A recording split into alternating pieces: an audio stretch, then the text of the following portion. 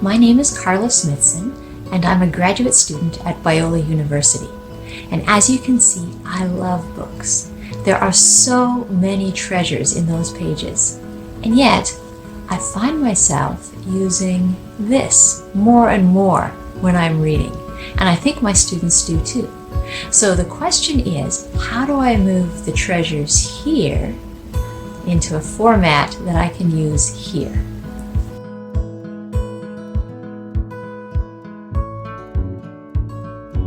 I was amazed at how easy this process is.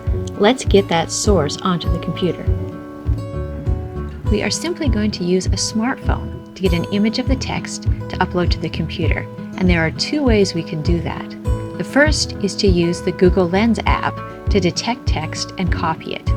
Google Lens is definitely available for Android phones, and it's also available for iPhones as well.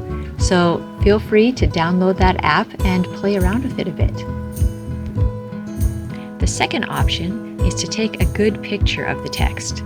Square, well lit, right side up, and then upload it to Google Drive. Now don't worry, I'm going to walk through how both of these options work. Okay, let's start by taking the picture. I'm going to show you a couple of things on Android that you can do if you use the lens. If you use Google Lens, there are quite a few options down here. For example, translate.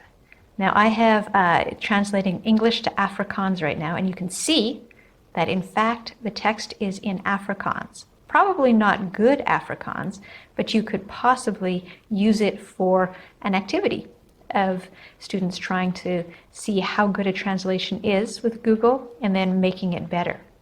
So that's one option. But here we have text. So it has found the text for me right now, and I'm going to take a picture of it right now.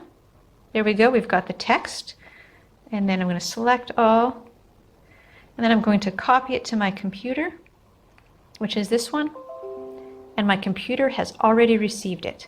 So that is one option if you're using Android, that you can directly send things to Google Drive or to your computer. So that is kind of cool. I'm going to go back though, because not all of us have Android. So for any other phone, or if you're not comfortable with that, all we'll do is we'll take a picture of the text right like this. There we have it. The picture is done. I'm going to go to the picture here. I'm going to share it. I'm going to save it to my drive right there. And I'm going to send it to my Biola account. And there we go. I have saved it to my Biola account, and we're ready to move to the next step.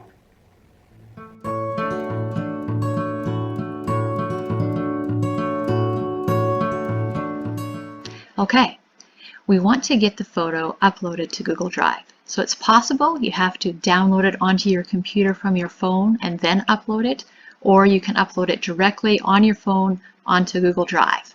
Whatever you're most comfortable with, that's what you should do. But we have it right here.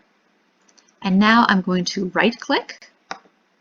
And here is the menu that popped up. Right here is Open With. And then we just click on Google Docs. It takes a moment because it is now analyzing the picture and turning it into a text. When it's done, we're going to see here, here's the picture first, which is actually quite useful. And then here is the text. Now it's analyzed the text as being different colors, probably because it was in a photo.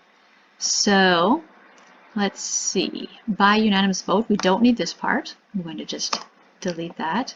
And then let's select all of this and just make it Arial. Let's make it all 12. And let's make it all just a black text. And let's turn it so there's nothing that's bold. And you can see we have a pretty good text right now. We might have to clean it up a little bit. So here it missed, would you like to vote? There we go. So we will have to look through this a little bit just to make sure we've got the photo right here, so we can check if it's accurate and just make sure that all the text is accurate. My photo was a little bit quick, so it's possible that some was not. And that is the whole process.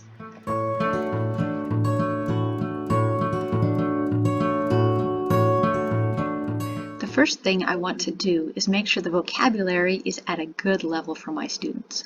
So I'm going to copy all of the text, just Control-C, and go to lextutor.ca. There are lots of resources on the Complete Lexical Tutor, and what we want is right down here, Vocab Profile. And we're going to choose Vocab Profile Complete. Now you can see this big yellowish box in the middle.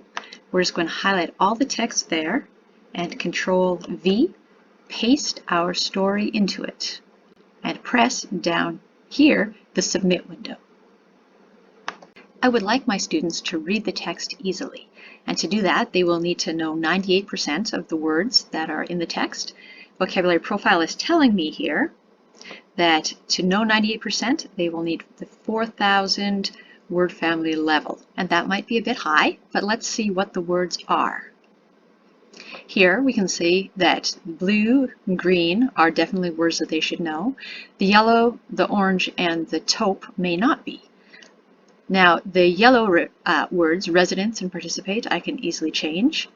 The orange words are all ballot, which wouldn't be too hard for them to learn. And the taupe word is unanimous, which is also not too hard. So there is not too much that I will really have to change in this text.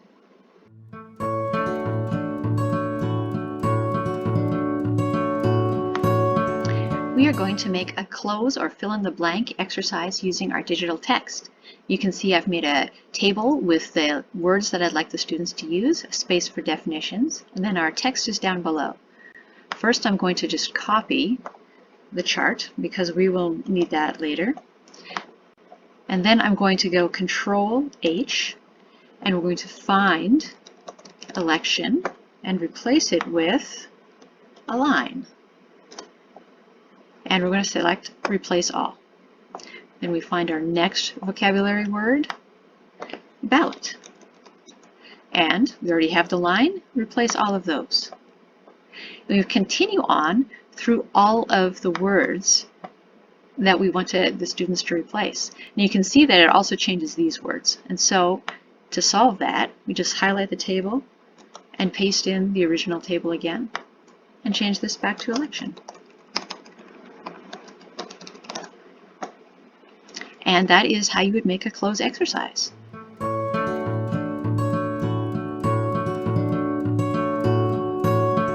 Another option for using digital text in class is to turn the whole text over to the students. This is a breakout room activity where the students will change the story to past tense in groups. They need to watch the verb tenses in the story parts and then in the direct speech, because the direct speech won't change. They need to look out for past perfect or past progressive, and they need to make their changes in a different color, as you can see here. Now in this shared Google document, I've got breakout rooms for 3 different groups, and each group would work in their own document. And later we would compare what they did and have a discussion about it. If they finished doing their changing to past tense, they could then choose 2 parts that are direct speech and change them to reported speech. Thanks for your time. A handout with more ideas and information, links to all the resources, and a lesson plan using by unanimous vote is at the link below. Have a great day.